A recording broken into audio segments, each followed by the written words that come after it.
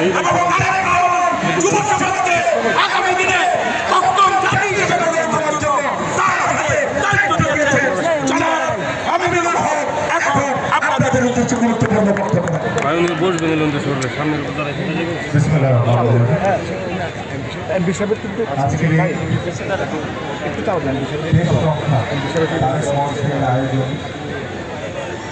এবং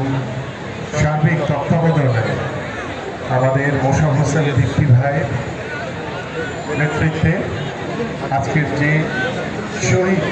জিয়া স্মৃতি gold cup football tournament উদ্বোধন হতে যাচ্ছে, আমাদের মাঝে উপস্থিত রয়েছে আপনাদের এই এলাকার এই অঞ্চলের তরুণ সমাজের অত্যন্ত জনপ্রিয় নেতা,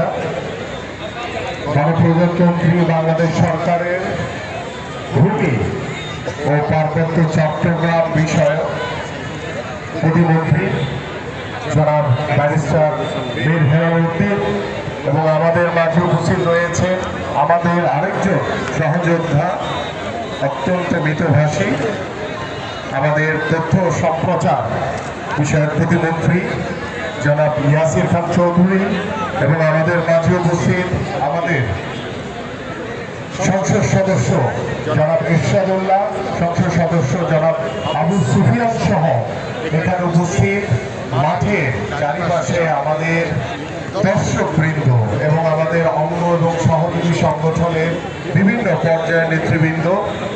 আমি আপনাদের প্রতি আন্তরিকভাবে কৃতজ্ঞতা প্রকাশ করছি এবং কৃতজ্ঞতা প্রকাশ করছি আমাদের দুদলের যারা খেলোয়াড়রা,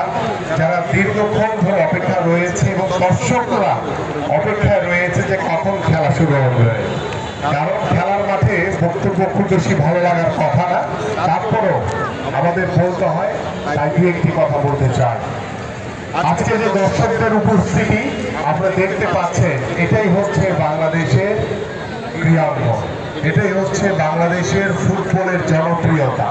এটাই হচ্ছে আমাদের মাননীয় প্রধানমন্ত্রী জনাব তারেক রহমানের নেতৃত্বে আগামী বাংলাদেশে স্পোর্টসকে কিভাবে আমরা গুরুত্ব দিচ্ছি, কিভাবে আমাদের এই খেলোয়াড়দের পেশাগত স্বীকৃতি বাবদ আমরা ক্রীড়া ভাতা এবং ক্রীড়া কার্যক্রম ইতিমধ্যে শুরু করেছি এবং আমরা নতুন করে স্পোর্টসের মাধ্যমে আমরা আমাদের আগামী প্রজন্ম যারা তৃণমূল থেকে 14 বছরের বয়সী, 12 থেকে 14 বছর বয়সী কিশোর কিশোরীরা যেভাবে সারা বাংলাদেশে নতুন করে স্পোর্টসে অংশগ্রহণের মাধ্যমে আমাদের তৃণমূল থেকে আমরা আগামী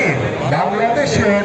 একটি ক্রীড়াঙ্গন তৈরি করতে চাই, সেই ক্রীড়াঙ্গনের ভবিষ্যৎ যারা রয়েছে তারা ইতিমধ্যে আমাদের আঞ্চলিক পর্ব আমরা শেষ করেছি। আপনারা জানেন আমাদের মাননীয় প্রধানমন্ত্রী জনাব তারেক রহমান সিলেট থেকে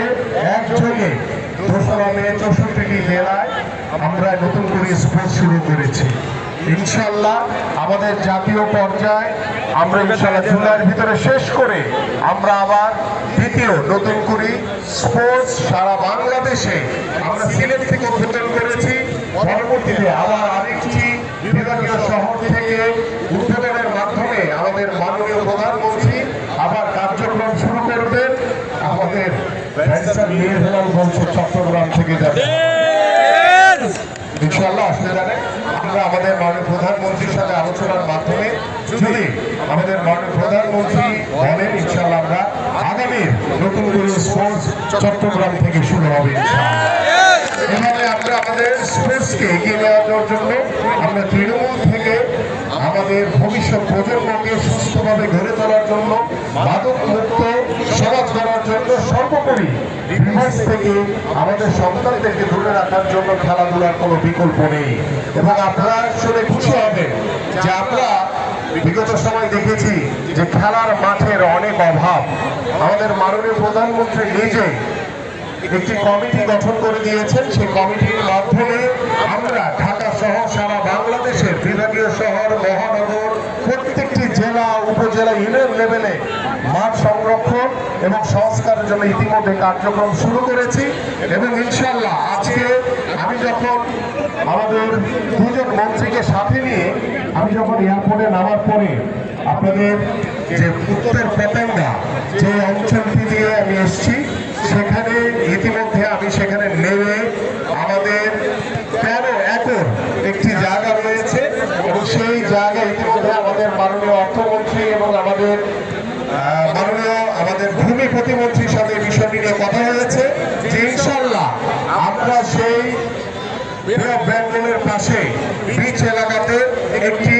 আধুনিক স্পোর্টস কমপ্লেক্স তৈরি করার মাধ্যমে ইনশাল্লাহ এই চট্টগ্রাম জেলা এবং চট্টগ্রাম বিভাগকে আমরা একটি ক্রীড়াঙ্গনের শহর হিসেবে ঘোষণা করতে চাই এবং